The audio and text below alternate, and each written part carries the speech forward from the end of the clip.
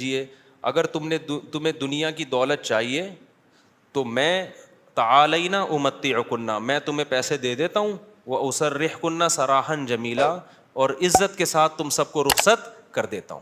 بھئی کسی پیسے والے سے شادی کر لو. کیوں اللہ نے ہمارے نبی کے لیے غربت کو سلیکٹ کیا تھا؟ حالانکہ آپ مالدار بننا چاہتے بن سکتے تھے، لیکن نبی آخری نبی ہے نا، تو اس میں کیا حکمتیں ہیں وہ میں بھی نہیں چھیڑوں گا. ہمارے نبی کی جو غربت تھی وہ اختیاری تھی. اختیاری کا مطلب آپ نے خود اپنے آپ کو مسکین رکھا ہوا تھا. یہ نہیں کہ آپ کے پاس پیسہ نہیں تھا، پیسہ آتا تھا سارا صدقہ کر دیتے تھے. صبح آیا شام تک نہیں بچا، شام کو آیا صبح تک نہیں بچا. لیکن مجھے اور آپ کو اس طرح کرنے کی شریعت میں اجازت نہیں ہے کہ آج سے پتہ چلے آپ نے سارے بینک خالی کیے، سارا سونا وونا گھر کے پلاٹ کی فائلیں والے بیچ باچ کے تمبو لگا کے روڈ پہ آ کے بیٹھ گئے اور بیگم سے کہہ رہے ہو رہنا ہے اسی طرح رہو تمبو میں ورنہ نکلو. یہ آپ کو اجازت نہیں ہے. کیوں نہیں ہے؟ یہ ٹاپک نہیں ہے میرا، کیونکہ میں نے اگر اس ٹاپک پہ چلا گیا تو یہ جو ٹاپک آج لے کے چل رہا ہے وہ چینج ہو جائے گا. بس ابھی فی الحال یقین کر لیں کہ مولوی صاحب اگر کہہ رہے ہیں تو علم کی بنیاد پہ کہہ رہے ہوں گے. تو یہ نبی کے لیے اللہ نے اس طرز زندگی کو سلیکٹ کیا ہے، میرے اور آپ کے لیے یہ نہیں ہے. ہمارے اور آپ کے لیے یہ کہ تمیز سے اچھے بچوں کی طرح کماؤ، کچھ جمع بھی کرو، خرچ بھی کرو، گھر والوں پہ ہاتھ بھی کھلا رکھو، اچھے بچوں کی طرح اس طرح سے زندگی گزارو. فنٹر بننے کی کوشش فرض واجب نماز روزہ یہ پورے کرو بس. لیکن نبی کا معیار اونچا تھا. تو نبی صلی اللہ علیہ وسلم نے فرمایا تعالینا امتعکن واسرحکن سراحا جمیلا، میں تمہیں رخصت کر دیتا ہوں، کسی مالداروں سے شادی کر لو. اس زمانے میں طلاق یافتہ بیوہ کی شادی ہونا کوئی مسئلہ نہیں تھا، ایک سے ایک رشتہ مل جاتا تھا. یہ تو ہمارے زمانے میں نحوست ہے کہ نہیں ہوتی شادیاں. اور اگر تم اسی طرح رہنا چاہتی ہو تو اسی طرح غربت میں میرے ساتھ گزارا کرنا پڑے گا. تو تمام کی تمام امہات نے، نبی نے ان کو طلاق کا باقاعدہ اختیار دیا.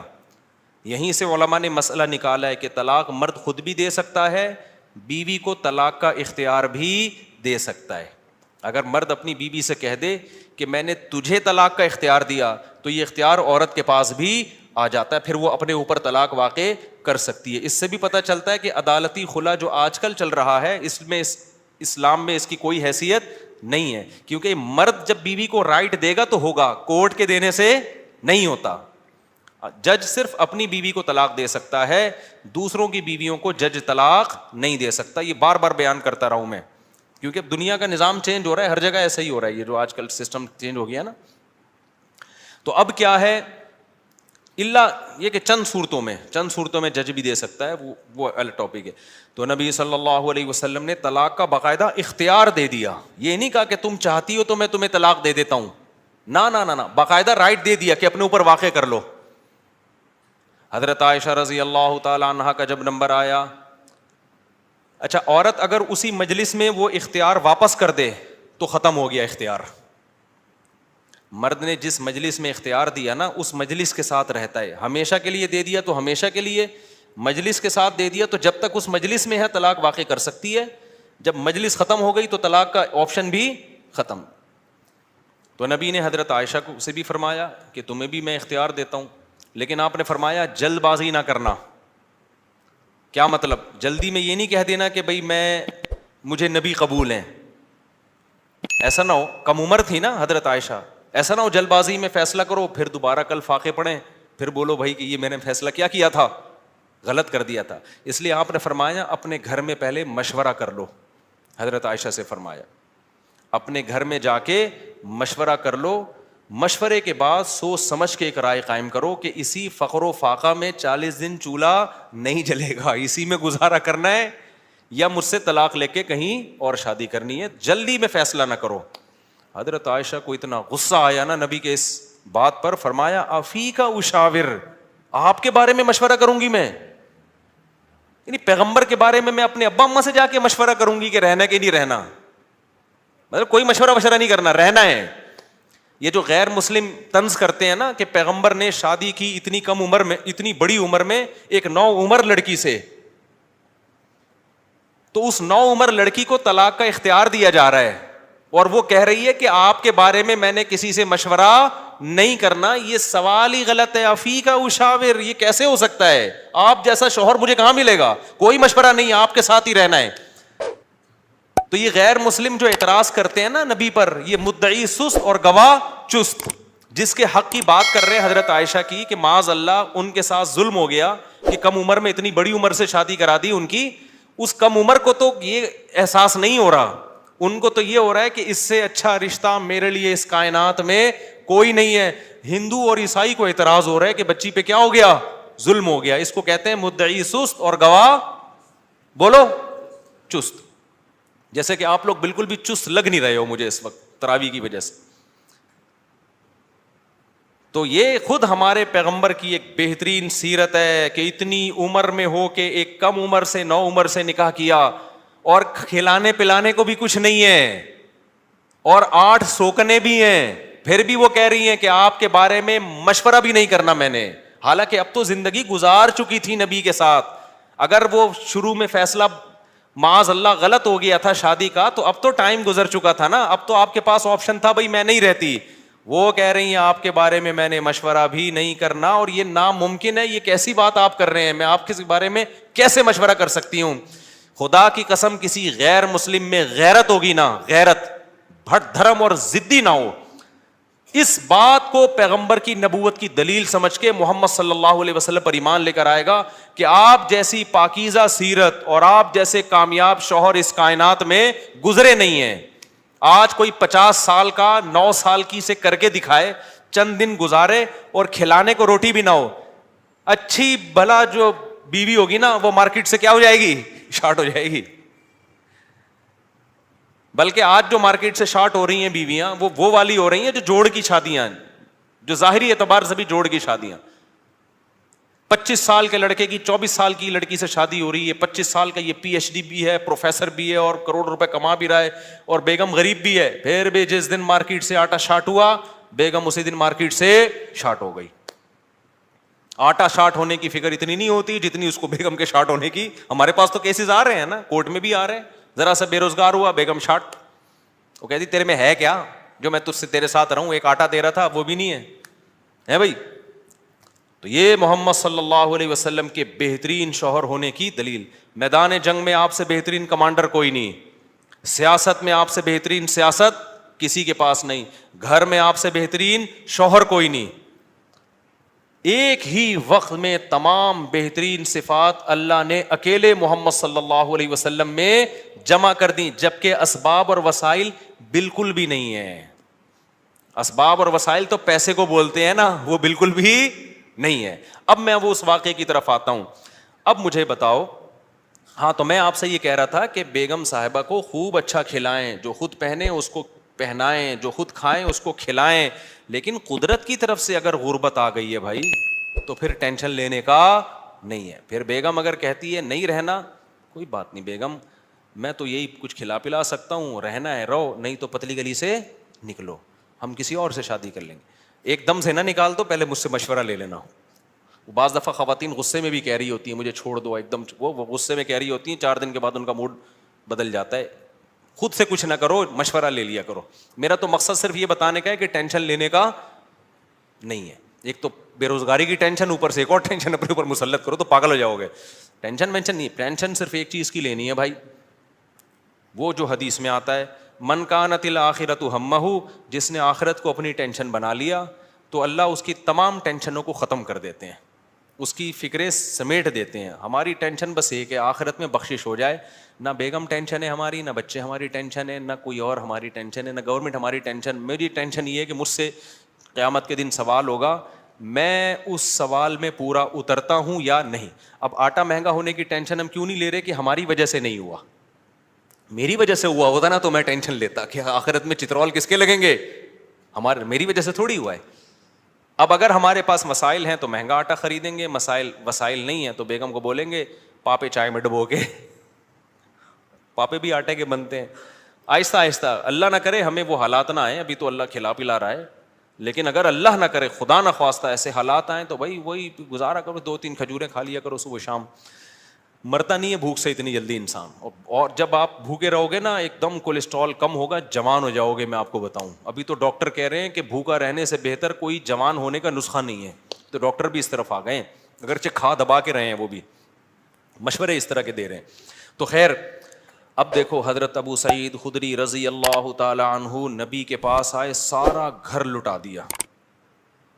ایسے موقع پہ جب کوئی آئے گا تو اس کو کیا مشورہ دیا جائے گا؟ بھائی سب سے زیادہ ان کو راشن دیا جائے, تسلیاں دی جائے. لیکن نبی کے سامنے آئے, ہاتھ پھیلایا, یا رسول اللہ میری ماں نے بھیجا ہے, باپ بھی شہید اور بھائی بھی شہید, اور احد میں آپ کی خاطر شہید ہوئے ہیں, آپ نے کہا تھا لڑائی کے لیے جاؤ. نبی نے فرمایا من یستعفف یعفہ اللہ, یاد رکھو جب تک آخرت میں ایمان نہیں ہے نا, غیرت کے علاوہ سب کچھ آئے گا آپ کے اندر. میں نے بڑے بڑے لالچی لوگ دیکھے, داڑیاں ٹوپیوں والے, ایسے نور ان کے چہروں پہ برس رہے ہوتے ہیں نا, آدمی کہتا ہے پتہ نہیں کہاں سے نور کی کریمیں لگائی ہیں اس نے. ایسے مکار لچڑ ہوتے ہیں نا کہ آپ کی سوچ ہے مذہب کا منجن بیچتے ہیں. میں نام لے لے کے بتا سکتا ہوں کون کون یہ کام کر رہا ہے, لیکن فتنہ کھڑا ہو جائے گا. نام لے کے بتا سکتا ہوں کون داڑھی ٹوپی کا منجن بیچ رہا ہے. ایسا نیک لگے گا جیسے اس سے بات ایسی کرے گا وہ اللہ رسول کے علاوہ کوئی بات ہی نہیں. مجھے ڈر لگتا ہے غصے میں کہیں میرے منہ سے نام نہ نکل جائے ان لوگوں کا, لیکن ایک بڑا فتنہ کھڑا ہو جائے گا, اس لیے نام نہیں لے رہا میں. اور یہ مذہبی لوگوں میں منجن بہت ہے, کیونکہ مذہب کے نام پہ نا منجن بکتا بڑی جلدی ہے. لوگ یقین کر لیتے ہیں حضرت جی اتنے نیک, ماشاء اللہ بغلیں بھی صاف حضرت کی, اور اتنے خوبصورت. تو یاد رکھو فراڈی آدمی کے لیے داڑھی رکھنا اور پگڑی پہننا کوئی مشکل کام نہیں ہے. فراڈی یہ کام کر بھائی داڑھی ٹوپی داڑھی رکھنا ضروری ہے, لیکن یہ بھی تو ہو سکتا ہے چور نے داڑھی رکھی ہو لوگوں کو الو بنانے کے لیے. مدرسے والے کبھی چور نہیں ہوتے, چور لوگ مدرسہ کھول لیتے ہیں کہ پیسہ آئے گا. بڑے بڑے ٹرسٹ چل رہے ہیں جو بڑے بڑے فراڈی ہیں, سارے ٹرسٹ فراڈی نہیں ہیں لیکن فراڈی ٹرسٹ بھی ہیں بہت سارے. مجھے خود ایک وکیل نے بتایا کہ جب کسی آدمی کو کروڑ پتی بننا ہوتا ہے نا, اور گاڑیاں منگوانی ہوتی ہیں کسٹم پے کیے بغیر, تو وہ ٹرسٹ کھول لیتا ہے. اس نے مجھے بتایا کتنے لوگوں نے ٹرسٹ کھولے ہوئے پاکستان میں, دبا کے نوٹ چھاپ رہے ہیں. تو یہ دھندے پاکستان میں سب سے زیادہ ہوتے ہیں, دنیا میں اتنے زیادہ بولو نہیں ہوتے. لیکن ہماری قوم اندھی ہے خدا کی قسم, غصہ آ رہا ہے مجھے. اور رمضان میں تو طبیعت سے چورن بکتا ہے, اٹھا اٹھا کے پھینک رہے ہیں پیسے, یہ لے یہ لے یہ لے. ابے دیکھ نہیں رہے یار یہ کیا کر رہا ہے, یہ اتنا اندھا اعتماد. تمہیں اللہ نے ایک پیسے کی نعمت دی, اس کو برباد تو نہ کرو نا تم. ایک اور کام رمضان میں ذہن میں رکھو, موضوع سے ہٹ رہا ہوں فوراً آ رہا ہوں پھر اس طرف. ایک اور کام, کیونکہ رمضان میں منجن زیادہ بکتا ہے. دیکھو دینی مدرسوں کا جتنا میں قائل ہوں نا آپ نہیں قائل. میں اگر یہاں بیٹھا ہوں تو مدرسوں کی وجہ سے بیٹھا ہوں, اللہ مجھ سے جو ٹوٹا پھوٹا دین کا کام لے رہا ہے. لیکن مدرسے میں چندہ دینے سے پہلے سوچو یہ قابل اعتماد مدرسہ ہے یا نہیں ہے. بہت دفعہ ایسا ہوتا ہے کہ آپ کو میں پیسہ کمانے کا طریقہ بتا رہا ہوں, غلط طریقہ. آپ اگر بے روزگار ہیں نا, پاکستان میں بے روزگاری ایک بہت بڑا مسئلہ ہے, لیکن یہ مسئلہ میں آپ کا 2 منٹ میں کیا کر رہا ہوں ختم کر. جہنم میں تو جاؤ گے لیکن مسئلہ بے روزگاری کا ختم ہو جائے گا. آپ نے کیا کرنا ہے, آپ نے ایک زمین خریدیں, وہ بھی چندے کے پیسوں سے, ٹھیک ہے نا, کہ بتائیں میں ایک مدرسہ کھولنا چاہتا ہوں. اس سے پہلے آپ کو داڑھی رکھیں, آپ داڑھی, کیونکہ لوگ پھر اس پہ زیادہ اعتماد ہے, اور پگڑی باندھیں. مولانا طارق جمیل صاحب کے ساتھ 6 سیلفیاں, مفتی طارق مسعود صاحب کے ساتھ 7 سیلفیاں. مفتی صاحب کے پاؤں دبائیں, میرے پاؤں دبائیں, سر میں مالش کر کے چپکے سے ویڈیو بنائیں کہ دیکھو میں مفتی صاحب کی خدمت کر رہا ہوں, میں گلے مل رہا ہوں, ویڈیو بنائیں. مولانا طارق جمیل صاحب کو ہدیہ دیتے ہوئے ویڈیو بنائیں, ٹھیک ہے. ایک بیان ان سے اپنے حق میں کروا لیں گے, بہت اچھا ہے, آدمی بیان تو کر ہی دیتا ہے نا. میرے پاس بھی کوئی آئے گا, اچھا ہی لگ رہا ہے بھائی, اچھا ہے ماشاء اللہ. چند چیزیں اس طرح, ڈاکٹر ذاکر نائک سے ملاقات ہو جائے تو سبحان اللہ, ایک آدھ سیلفی وہاں سے لے لی آپ نے. اور پھر آپ نے کیا کیا ہے, 1-2 دفعہ غریب کو گلے ملتے ہوئے رو لیں, پیاز کاٹ کے جائیں, آنسو پہلے نکلیں گے, ایک دم رو کے ایک تصویر بنا لیں, غریب کو مل کے رو رہے ہیں. بہترین, خدا کی قسم ایسا طریقہ ہے نا, تم نوٹ تمہارے پاس نا رکھنے کی فرصت نہیں ہوگی یار, کدھر رکھوں, تھیلے بھر گئے سارے. اس کے بعد آپ نے کیا کرنا ہے, آپ نے اناؤنس کرنا ہے میں ایک مدرسہ بنا رہا ہوں, یتیم خانہ کھول رہا ہوں. آپ نے 4 دیواری کھڑی کی, اس میں 4-6 یتیم بچے, آپ جائیں وہاں سے کچھ بچے ادھار لیں. ادھار کا مطلب کوئی اپنے بچے دیتا تھوڑی ہے, ان کو بولیں کہ ہم کچھ دن ان کو کھلائیں گے پلائیں گے, تو مائیں دے دیتی ہیں چلو یار کچھ دن, کیا وہ قرآن بھی پڑھائیں گے, تو قرآن پڑھ رہے اس بہانے. یہ آپ کو پتہ ہے, اللہ کو پتہ ہے. وہ 4-6 یتیم بچے جو شکل سے بھی یتیم لگ رہے ہوں, اور اگر یتیم نہ بھی ہوں تو وہ بچے جو لگ رہے ہوں یتیم شکل سے, بعض یتیم ہوتے نہیں ہیں, لگتے ہیں یتیم, اللہ کی طرف سے ڈیزائننگ کچھ اس طرح کی ہوتی ہے, ٹھیک ہے, وہ لگ کیا رہے ہوتے ہیں, یتیم لگ رہے ہوتے ہیں. رمضان میں بہترین بزنس. تو آپ نے وہ 4 دیواری میں 8, 10, 15, 20 جتنے ہو سکے ایک بھی لے آؤ گے نا تو دھندا تو چلنا شروع ہو جائے گا. وہ یتیم بچے لا کے ڈال دیے. پھر اس کے بعد آپ اپنی 2-4 نمازوں کی تصویریں دعا مانگتے ہوئے, ٹھیک ہے نا, اور پھر آج کل خلافتیں بھی مل جاتی ہیں, ایک آدھ بزرگ کے تھوڑا سا کچھ, آپ جو 2 نمبر قسم کے بزرگ ہوتے ہیں, ہدیے ودیے دیے اور تھوڑا سا خلافت لے لی. وہاں سے اس کے بعد پھر میرے بھائی اب جو آپ کے پاس پیسہ آئے گا نا, آپ آگے آگے اور پیسہ آپ کے پیچھے پیچھے. لوگ کہیں گے یار یہ میری طرف سے بکرا, 10-10, 20-20 لوگ بکرے لا رہے ہوں گے, 9 بکرے آپ کے گھر میں, 1 بکرا کاٹ کے بچوں کو کھلا دو. لوگ سمجھ رہے ہوں گے دیکھو بکرا کھلا رہا ہے نا, یہ لوگ یہ تھوڑی دے رہے ہوں گے کم بخت کھلا کتنا رہا ہے, اور 9 تو گھر میں پہنچائے ہیں اس نے, اور وہ قصائیوں سے ان کے رابطے ہیں, وہ بک رہے ہیں مارکیٹ میں. گاڑیاں بڑی بڑی لینڈ کروزر جیسی گاڑیاں, بھائی کس کی, مدرسے کی گاڑی ہے بھائی, تیرا ابا تو سائیکل بھی نہیں چلاتا تھا, تیرے پاس اتنی بڑی گاڑی کہاں سے آ گئی, تو کون ہوتا ہے مجھ سے پوچھنے والا. وہ یہ جواب دے گا آگے. ایسی لگژری لائف ہوگی نا. ان 6 یتیم بچوں کو ادھار لیا تھا واپس کر کے, اب سچی مچی کا یتیم آنا شروع ہو جائیں گے. جب پتا چلے گا نا یہ لوگ کھانے میں بکرے کھلاتے ہیں, تو پھر تو جو یتیم نہیں بھی ہیں, ابا کہے گا یار اس کو یتیم ہی فرض کر کے میرے بچے کو بھی یہاں داخل کر لے, بلکہ میرے ابا بھی مر گئے تھے, میں بھی یتیم ہی ہوں. ایسا نوٹ چھاپنے کی مشین بنو گے, بنے ہوئے ہیں لوگ, بنے ہوئے ہیں. بڑے بڑے مدرسوں کے نام پہ فراڈ ہو رہا ہے. میں نہیں کہہ رہا مدرسے فراڈی ہوتے ہیں, فراڈی لوگ بھی مدرسہ بناتے ہیں. اب آپ نے یہ نہیں کرنا کہ مدرسوں کو دینا بند کر دیں, اس سے تو اچھے مدرسے بھی بند ہو جائیں گے. آپ نے تحقیق کرنی ہے کون واقعی دیندار لوگ ہیں, امانت دار لوگ ہیں, کام کر رہے ہیں, اور کون ایسے ہیں جو داڑھی اور پگڑی کے نام پہ منجن بیچ رہے ہیں. یہ آپ نے کرنا ہے, نہیں تو قیامت کے دن الٹے لٹکے ہوئے ہوگے. بہترین بزنس ہے یہاں پہ یہ. اچھا خیر ہم آگے چلتے ہیں میرے بھائی. تو اب کیا تھا کہ حضرت ابو سعید خدری رضی اللہ تعالیٰ عنہ کو نبی نے کیا فرمایا. میں یہ عرض کر رہا تھا کہ آخرت ہوگی نا تو غیرت ہوتی ہے. یہ بہت بڑی اللہ کی نعمت ہے کہ آپ کا ہاتھ اللہ کے سوا کسی کے سامنے نہ اٹھے. اللہ سے مانگا کرو, یہ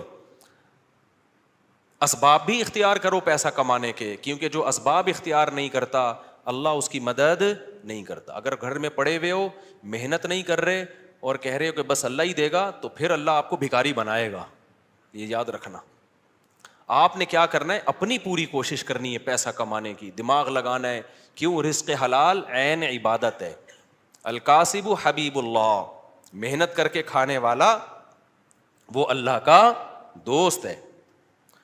تو اب کیا ہے, ہمارے نبی نے حضرت ابو سعید خدری سے فرمایا کہ من یستعفف یعفہ اللہ. کیا مطلب؟ جو اپنے آپ کو رسوا ہونے سے بچانا چاہتا ہے, عفت کا مطلب رسوا ہونے سے بچانا, دامن داغدار نہ ہو, ذلیل ہونے سے بچانا چاہتا ہے. اس سے پتہ چلا مانگنا کیا ہے, بول لو نا, ذلت ہے. ہاتھ پھیلانا کیا ہے, ذلت. تو جو چاہتا ہے کہ میں ذلیل نہ ہوں, ہمیں تو پتہ ہی نہیں کہ یہ ذلت ہے. ہم تو سمجھتے ہیں میں اتنا چونا لگاتا ہوں بندے سے 2 منٹ میں اتنے پیسے نکلوا لیتا ہوں, یہ میرا کمال ہے. ایک چور کو پکڑا نا, کورٹ میں لے کر گئے, عدالت نے کہا یار تم نے اتنی خوبصورتی سے چوری کی, کسی کو پتہ ہی نہیں چلا. چور کہتا ہے شکریہ سر, آپ نے میری اتنی تعریف کی, اتنا زبردست چور ہوں میں.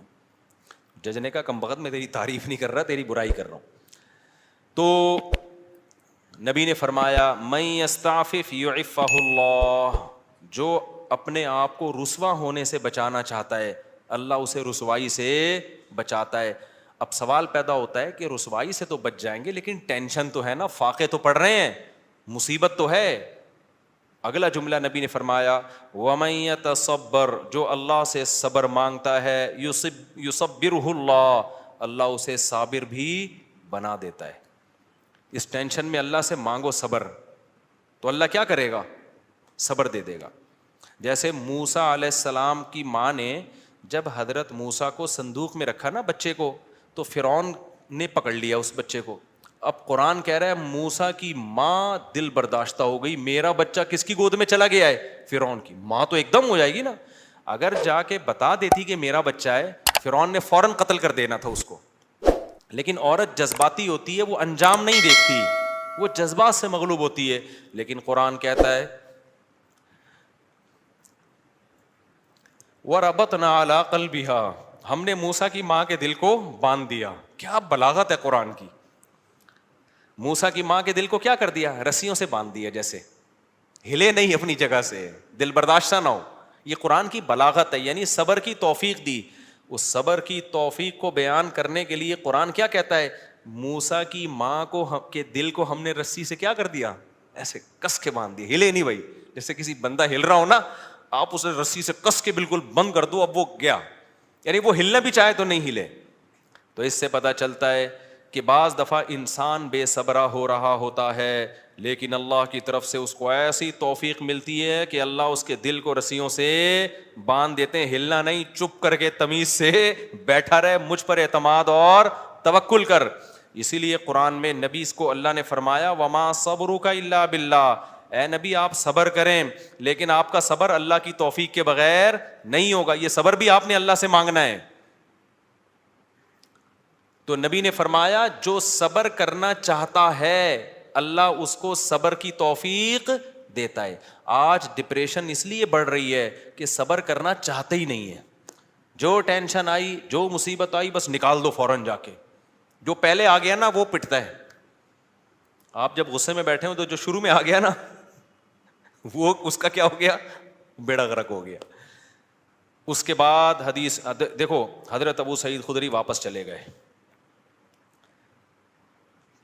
کیوں؟ نہ ماں نے کوئی اعتراض کیا, نہ 10 سال کے بچے نے کوئی اعتراض کیا. کیوں؟ لیڈر کو دیکھ رہے تھے کہ لیڈر ہم سے زیادہ قربانی دے رہے, اور آپ کی صداقت پہ یقین تھا. حدیث میں آتا ہے کہ حضرت ابو سعید خدری نے زندگی بھر کسی سے نہیں مانگا, یہاں تک کہ اپنا کوڑا بھی گرتا تھا نا اونٹ سے تو نیچے اتر کے اٹھاتے تھے, وہ کوڑا بھی نہیں مانگتے تھے کسی سے. حالانکہ یہ تو ٹھیک ہے کوئی کوڑا دے دو مجھے میرا کوڑا, لیکن نہ بٹ نہیں تو مطلب نہیں, اب سب کچھ خود کرنا ہے, اب نہیں مانگنا کسی سے کوڑا. وجہ کیا ہے؟ لیڈر کی طرف سے موٹیویشن مل رہی ہے, کیونکہ پتا ہے لیڈر یہ بات بتانے کے پیسے بولو نا نہیں لے رہا, اور دیکھ رہے ہیں کہ ہمارے گھر میں فاقہ ہے تو لیڈر کے گھر میں اس سے زیادہ فاقہ ہے, اس سے زیادہ فاقہ ہے. تو اس لیے آپ اگر گھر میں سربراہ ہیں نا, بچوں کو انسان کا بچہ بنانا چاہتے ہیں تو پہلے خود انسان کا بچہ بننا پڑے گا. یہ میں اصل میں ایکچولی میں یہ کہنا چاہ رہا تھا, جس کے لیے پورا میں نے واقعہ سنا ہے. اصل آپ کون سا میدان جنگ میں جا رہے ہو, جہاد میں جا رہے ہو, ماں باپ اور بھائیوں کو کٹوا رہے ہو آپ. تو ایکچولی جو میں بات عرض کرنا چاہ رہا تھا کہ اگر آپ چاہتے ہو کہ آپ کی بیوی انسان کی بچی بن کے رہے تو آپ کو پہلے انسان کا بچہ بننا پڑے گا. آپ چاہتے ہو کہ میرے گھر میں اخلاق کا ماحول ہو, تمیز سے بات کیا کریں, تو پہلے آپ کو تمیز سے بات کرنی پڑے گی. آپ بیگم سے کہہ رہے ہو تمیز سے بات کرو, اس کا مطلب آپ خود ہی تمیز سے بات نہیں کر رہے. وہ تو آپ کا ایٹیٹیوڈ دیکھ رہی ہے نا. باپ گھر میں آ رہا ہے چنگیز خان بن کے چیخ رہا ہے یہ کیا ہو رہا ہے, پھر وہ کہہ رہے سب آرام سے بات کریں, تو کہیں گے نا ابا آپ تو آرام سے کر نہیں رہے. ایک صاحب کو غصے پہ بہت غصہ آتا تھا. ایک صاحب ہمارے جاننے والے تھے, جب کوئی غصہ کرتا ان کو بہت غصہ آتا, غصہ کیوں کر رہا ہے, اسی بات پہ ان کو غصہ آتا تھا. ہم کہتے تھے اس کو جتنا غصہ آ رہا ہے نا کسی بات پہ, اور آپ کو اس غصے پہ اس سے زیادہ غصہ آ رہا ہے, تو اس کو غصہ کیسے ٹھیک ہوگا. اب آپ کسی کو یہ سمجھا رہے ہو کہ غصہ مت کرو, تو یہ بات آپ کو آرام سے کہنے پڑے گی, غصے سے نہیں. کیونکہ اگر آپ نے غصے سے کہہ دی اس کا مطلب وہ جو کام وہ کر رہے ہیں آپ بھی وہی کر رہے ہو. تو مارکیٹ میں جو چل رہا ہے نا وہ بتا رہا ہوں میں آپ کو. تو اس لیے میرے بھائی, جب بھی کوئی بات ہم نے اپنے بڑوں کو دیکھا ہے کہ ہمیں اگر سخاوت کی ترغیب دی نا انہوں نے کہ خرچ کیا کرو, تو میں نے اپنے بڑوں کو دیکھا انہوں نے ہم سے 20 گنا زیادہ خرچ کیا. 20 گنا تو وہ ہے جو ہمیں نظر آ رہا ہے, جو نظر نہیں آ رہا وہ پتہ نہیں کتنا ہوگا. ہم نے دیکھا کہ انہوں نے ہمیں کہا کہ عبادت کیا کرو تو ہم نے دیکھا کہ وہ ہم سے کئی گنا زیادہ عبادت کر رہے ہیں. انہوں نے دیکھا اللہ پہ اعتماد اور توکل کیا کرو، انہیں ہمیں کہا تو ہم نے دیکھا کہ وہ ہم سے زیادہ اللہ پہ اعتماد اور توکل کر رہے ہیں. انہوں نے بولا کہ ہم نے مدرسے میں کوئی انتظام کرنا ہے، چندہ جمع کرو، تو خود اپنی جیب سے سب سے زیادہ چندہ دیا. نہیں آ رہی بات؟ چھوڑو رہنے دو، ایسے ہی ٹھیک ہے. تو گھر میں بچوں کو عمل دکھایا کرو. آپ اگر اپنے بیٹوں کو سمجھاتے ہو کہ بہنوں کے ساتھ اچھا سلوک کرو، یہ اس زمانے کی بات ہے جب گھر میں بچے بچیاں ہوا کرتے تھے، اب تو ایک آدھ ہوتا ہے تو وہ سارا سیٹ اپ ہی برباد ہو. پہلے یہ ہوتا تھا 7-8 بہن بھائی ہیں تو ماں باپ بھائیوں کو حکم دیتے تھے بھائی بیٹوں کو بھی بیٹیوں کا بھی خیال کرنا. اب تو ٹیاں ہے ہی نہیں، ٹی رہ گئی ہے، بیٹیاں نہیں ہوتی. ایک آدھ بیٹی ہوتی وہ خود ہی اپنا خیال رکھ لے گی، اس کے لیے آپ کو نہ وصیتیں کرنے کی ضرورت نہ تکلف کی. یہ ان لوگوں کی بات کر رہا ہوں جن کے ہاں بچے ہوتے ہیں، خاندان ہوتے ہیں، چاچے مامے خاندان گھر آباد ہوتے ہیں، تو ان کے لیے خصوصی پیکیج ابھی میں پیش کر رہا ہوں کہ جب وہ اپنے بیٹوں کو سمجھائیں کہ اپنی بیٹیوں کا خیال کرنا، تو کیا مطلب بھائیوں کو سمجھا رہے ہیں بہنوں کا، تو پھر آپ نے ان کے سامنے اپنی بہنوں کا خیال کر کے دکھانا ہے. اپنی بہنوں کو دعوت دو، ان کو ہدیے دو، ان کو پیسے دو. بچوں کو پتا چلے ہمارا ابا اپنی بہنوں کا اتنا خیال کرتا تھا تو ہمیں بھی ابا کے جانے کے بعد اپنی بہنوں کا خیال کرنا ہے. ان کو پتا ہے ابا کے پاس نصیحتوں کے علاوہ کچھ بھی نہیں ہے. ٹھیک ہے، پوری تقریر ابا کی 1 گھنٹے کی ہوتی ہے، لیکن ابا کی جب بہنیں آتی ہیں تو ابا 5 روپے بھی خرچ کرنے کے لیے تیار نہیں ہے. بچوں کو آپ نے کہا کہ دیکھو بیٹا، تمہارے بھائیوں میں کوئی غریب ہو جائے، بھائیوں میں پہلے ہوتے تھے، اب بھائی نہیں، ایک آدھ بچہ ہی بس، کیا سارا برباد ہوگا. مجھے تو اتنا غصہ آتا ہے نا، ادھر ادھر پکڑ کے چترول لگانا شروع کر دوں کہ تم لوگوں نے فیملی پلاننگ والوں کی باتوں میں آ کے کیسا بیڑا غرق کباڑا کر دیا اپنے گھروں کا یار. سارا فیملی سسٹم تباہ کر دیا. اس کے لیے شادی کرنے کی ضرورت ہی نہیں تھی تم لوگوں کا یار. شادی تو ہوتی بچے پیدا کرنے کے لیے، ایسے ہی تھوڑے دن رہ گئے تھے زندگی گزار لیتے. ٹینشن، بیگم کی ٹینشن کی بھی کیا ضرورت ہے، اور اگر ٹینشن لے لیے تو ایک آدھ بچے سے زیادہ تو پھر اس کی ٹینشن ہوتی ہے. بچوں کی وجہ سے تو بیوی کو پال رہا ہوتا ہے آدمی. خیر اب یہ باتیں پھر خواتین ناراض ہوتی ہیں، ویسے بھی پالتا ہے، ایسا نہیں ہے صرف بچوں کی وجہ سے، تو بلکہ پالتا کہاں ہے، خود پلتی ہیں. تو میرے بھائی میں یہ عرض کر رہا تھا کہ آپ نے بیٹوں کو سمجھانا ہے کہ اگر تمہارے بھائیوں میں سے کوئی غریب ہو جائے تو جس بھائی کو اللہ پیسہ دے گا اس نے اپنے غریب بھائیوں کا خیال کرنا ہے. یہ تقریر جب سمجھ میں آئے گی جب بچے دیکھیں گے ہمارے ابا ہمارے چاچا اور تایا کا خیال رکھتے ہیں. نہیں آ رہی سمجھ؟ آپ کے بھائیوں میں کوئی غریب ہو جائے نا، ایسا نہ کرو کہ وہ آ کے آپ سے بھیک مانگے، یار اللہ کے نام پہ کچھ دے دے، تو گاڑیوں میں گھوم رہا ہے، کچھ ہمیں بھی دے دے. آپ نے پہلے سے ہی ان کو دینا شروع کر دینا ہے، ان کا حصہ ہے. وفی اموالہم حق للسائل والمحروم وآت ذی القربى حقہ. اللہ کہتے ہیں رشتہ داروں کو ان کا حق دو. تو رشتہ داروں میں تو بھائی بہن سب سے پہلے ہیں بھائی. اللہ کہہ رہی ہے ان کا رائٹ ہے، ان کا حق ہے. آپ کے پاس پیسہ ہے، وہ غریب ہیں، تو میں نہیں کہہ رہا ان کو وہی اسٹینڈرڈ دے دو جو آپ کا ہے. اتنا تو کرو نا کہ کچھ تو تھوڑا سا خیال کرو ان کا.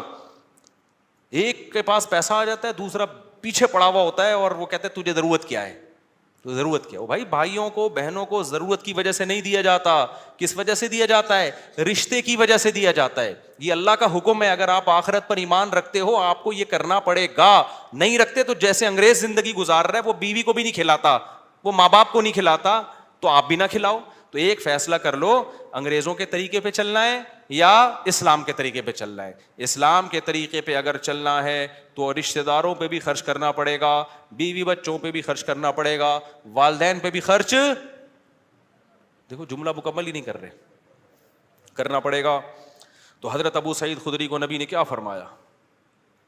جو اللہ سے صبر مانگتا ہے اللہ صبر دیتا ہے. بڑی خاندانی بات. اب اس کا یہ مطلب نہیں ہے کہ مانگنے والوں کو دینا چھوڑ دو، ان کو آپ یہی مشورے دیا کرو. آئندہ کوئی آئے بھکاری تو آپ کو حدیث میں آتا ہے حضرت ابو سعید خدری آئے تھے تو نبی نے ان کو مشورہ دیا تھا، تو میرا بھی مشورہ یہ اللہ سے مانگ جا کے. نبی نے ہر ایک کو یہ مشورہ نہیں دیا، لیول دیکھا لوگوں کا.